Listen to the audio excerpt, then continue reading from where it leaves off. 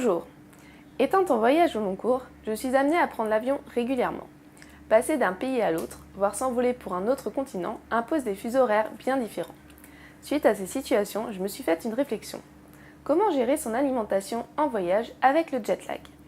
Vous voilà parti à votre tour pour quelques semaines de vacances à l'autre bout du monde? Génial! Mais qui dit autre côté de la planète dit décalage horaire en positif comme en négatif. Selon la destination choisie, le vol peut s'avérer long, fatigant et le décalage important. Dans ce cas, voyager peut rimer avec prise de poids. Alors, comment gérer votre alimentation en voyage en fonction du jet lag? Voici quelques astuces et points clés à retenir. Tout d'abord, par les repas pris dans l'avion. Plusieurs cas sont plausibles. Sachez que dans tout moyen et long courrier, les repas sont assurés durant le vol. Premier cas, votre avion décolle dans la journée.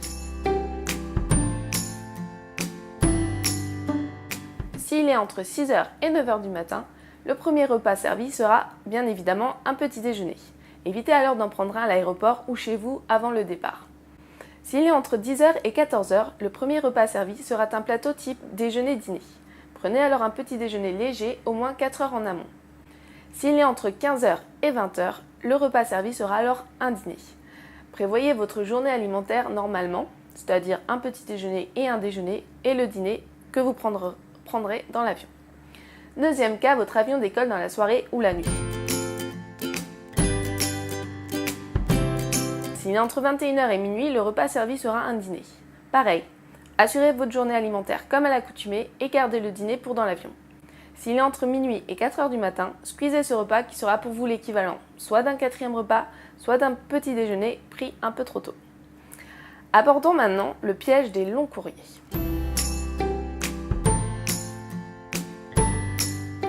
Lorsque l'on part loin, les vols peuvent être vraiment très longs, entre 12 et 24 heures.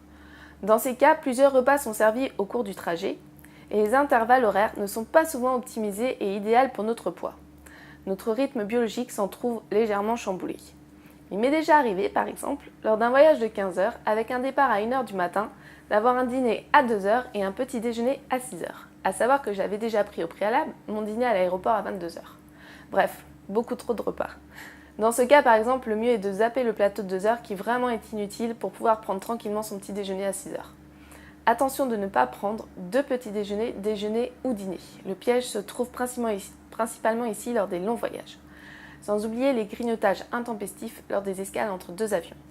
Certaines compagnies proposent également des petits snacks quelques heures avant le repas, généralement 2 heures. Encore une fois, totalement inutile, gardez votre faim pour le plateau repas. D'autant plus que les snacks sont quasi systématiquement des sandwichs ou autres grignotages bien trop gras, salés ou sucrés. Alors comment gérer votre alimentation en fonction du jet lag?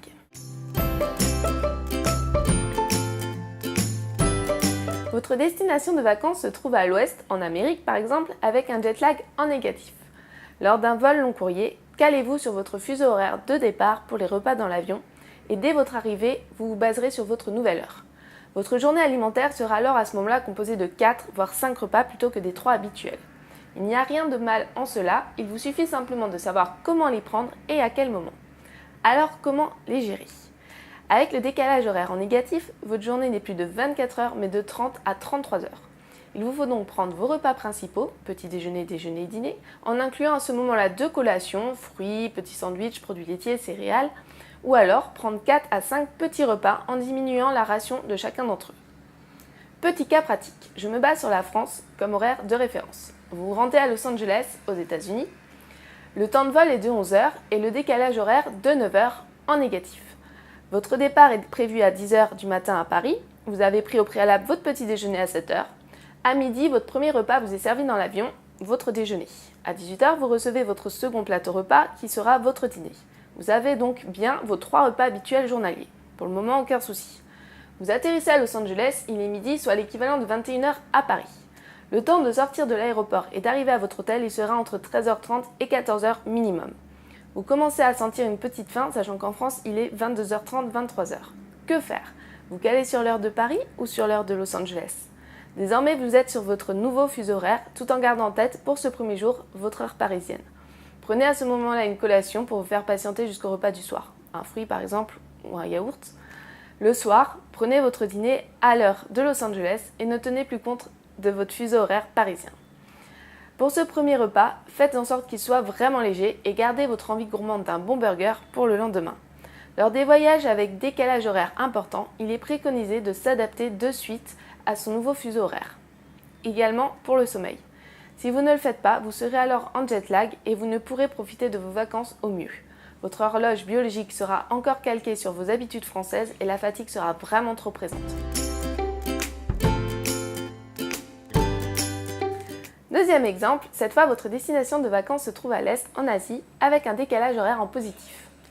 Pour ce cas de figure, gérer votre journée alimentaire est plus facile. Je reprends les mêmes horaires que pour le précédent exemple. Vous vous rendez à Bangkok, en Thaïlande. Le temps de vol est également de 11 heures, mais cette fois le décalage horaire est de 6 heures en positif. Votre départ est prévu à 10 heures du matin à Paris. Vous avez pris au préalable votre petit déjeuner à 7 heures.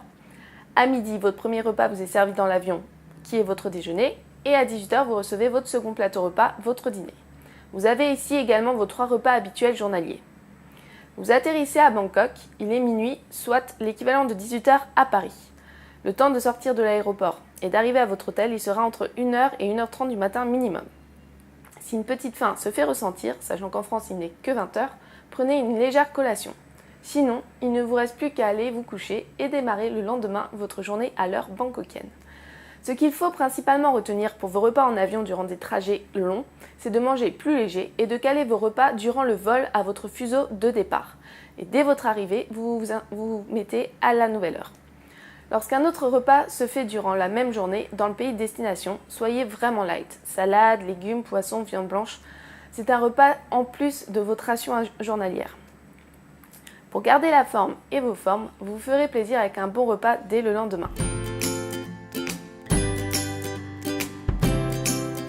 Les régimes alimentaires spécifiques. Certaines compagnies proposent des menus spécifiques selon les régimes. Diabète, cholestérol, pauvre en sel, végétarien. Un souci en moins pour les personnes concernées. Sachez que vous pouvez choisir votre régime lorsque vous réservez votre vol directement sur le site de la compagnie. Lorsque vous passez également par les agences via internet type Opodo ou WeDreams, vous pouvez également choisir. Cependant, les choix ne sont pas toujours conservés. En espérant que mes cas pratiques ont été suffisamment explicites, il ne me reste plus qu'à vous souhaiter de très belles vacances. Enjoy!